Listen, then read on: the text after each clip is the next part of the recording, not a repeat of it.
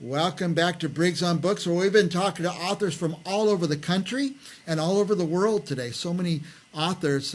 One coming up here in just a moment. This author, I hope my dad's not watching because this is what he's getting for Christmas. Our guest is James Scott. Welcome, James. Thank you, Mike. And Happy Thanksgiving to you. Thank you. I have the book cover here on the put up again, and it is The Blood of Patriots and Traitors. Is this your latest book? Yes, it is. And this one won an award. A couple of them won awards. Is that right? Yes, the last two books have won Best Thriller Adventure Novel of the Year. All right, So, Best Thriller. yeah. Now, and we know it is a thriller adventure, and you could kind of just by reading the title get an idea what it's going to be about. But I just want to back up a little because you had quite a career in your life where you got to travel Europe, travel around the world, serve your country in multiple different ways. But what I just found out, I think, unless I read it wrong, you started out as just an enlisted man? I did. I was rose to Staff Sergeant in the Army Reserve before I went to ROTC and college and became an officer. So I've seen the whole spectrum. Yeah. And now in the military, where did you end up? What rank? I was Lieutenant Colonel. Lieutenant Colonel. Wow. Wow. So private to Lieutenant Colonel. And it was a good ride. yeah. And then did you go beyond that into the working in the Pentagon or something like that? I was working in the Pentagon while I was in the military. Okay. And that's when I got involved at the periphery of the intelligence organization. Started getting involved in some of that. Now, I guess, like me, like a lot of us, we love to read thrillers. And at some point you said, well, I'm going to write a thriller. Well, I got tired of reading bad thrillers. Mm-hmm. And I can remember I was sitting in front of my fireplace. I just read 5 books, and 4 of them were really bad. And I said, I can write better than that. And my guardian angel said, okay, where's your book, smart guy? So I wrote one. And thank God they're good. They're getting awards. So what was I feel vindicated. I want to run through these. What was your first book? The Iran Contradictions. It's based on the Iran-Contra scandal of the 80s. Okay. And it has a liberal portion of the end of the Vietnam War in it. So it's a war nice. story and a political spy thriller. Oh, it is a spy thriller, but there's things in there that are pretty factual, I would imagine. Oh, yeah. I like to wrap my stories around a core of fact. Core of fact. And then here's... Or at least a good conspiracy theory. Good conspiracy. Now, I have another book up on the screen, The President's Dossier. That's your second book? That was my second one, yes. Now, did this one win an award as well? It did. It was the best book of the year for 2020. Okay. Spy thriller. And again, there's a lot of truth in this book, a lot of facts. Well, I wrapped it around the core of the Steele dossier. Oh, nice, nice. And then this is the book that your most recent book, the Blood of Patriots and Traitors. Yes. And kind of what story does this one wrap around? Well, actually, that is a predictive story.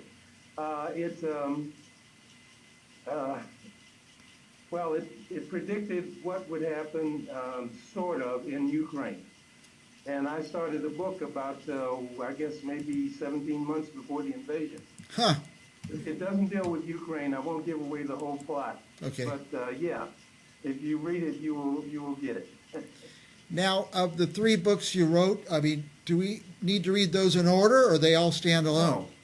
No, they're standalone, but the Blood of Patriots and Traitors and the President's Dossier deal with the same ex-CIA protagonist.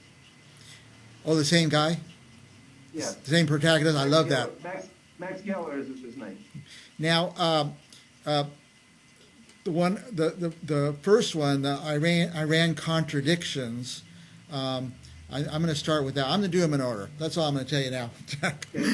Okay. Now, and I do this too. When I get a book, I don't order just one. I like to order 5 or 6 of them, and I want other people reading them while I'm reading them. So I give them out.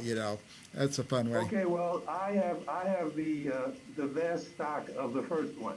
Okay. the Iran contradiction. So if you want a copy, email me. Okay, I'll do that. I'll do that. Now, let me ask you, I know the first book's always different. Maybe it is, maybe it isn't for you, than the next two. These last few you've written, are they coming a lot faster than the first one? Well, yeah, the first one, life, after I wrote it, life intervened.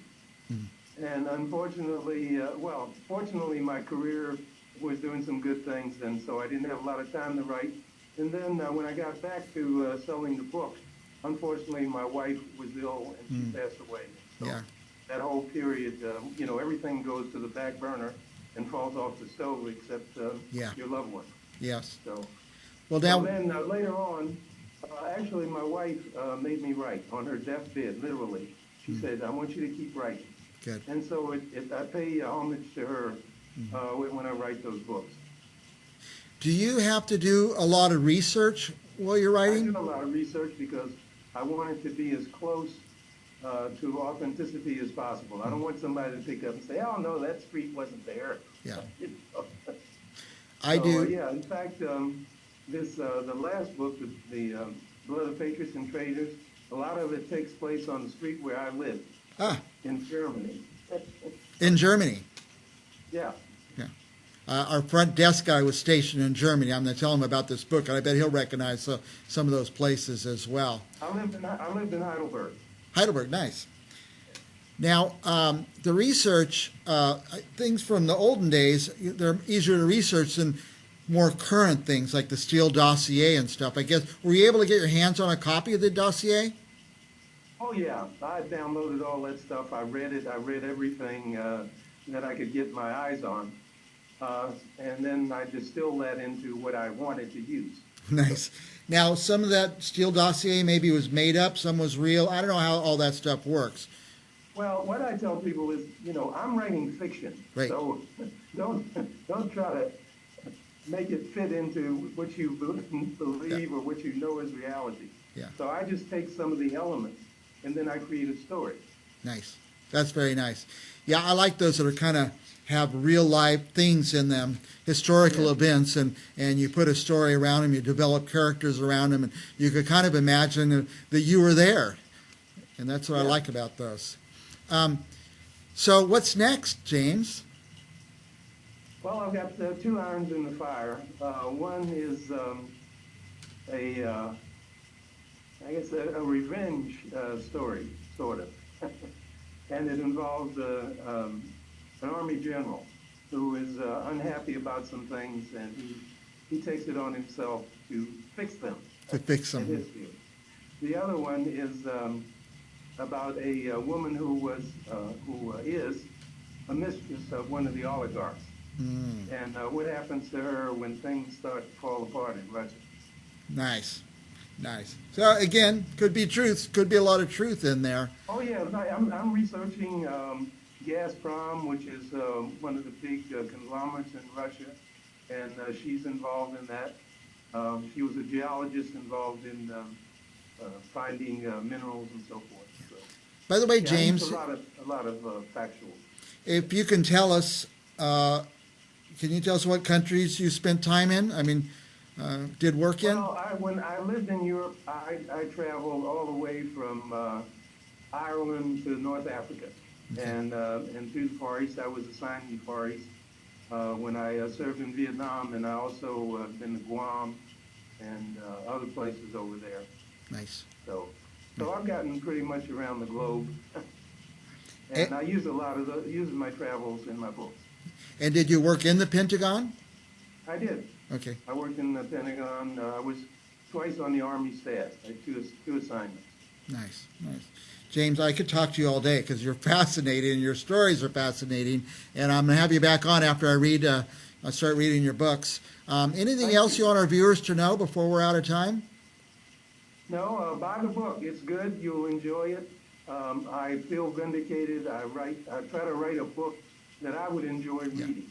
Good. And so I think about my readers and what they look for in these novels. Yeah. And I try to give it to them. Yeah, and I do have your website on the screen, jamesscottnovels.com. What would our viewers find on your website? they'll find a little bio about my career, and they'll see my books listed and my awards. There are opportunities. They can sign up for my newsletter, and I announce periodic sales in my newsletter. So, and some other interesting things, what's going on, what I'm reading. And if you're a book club member, I have a section on there that has questions.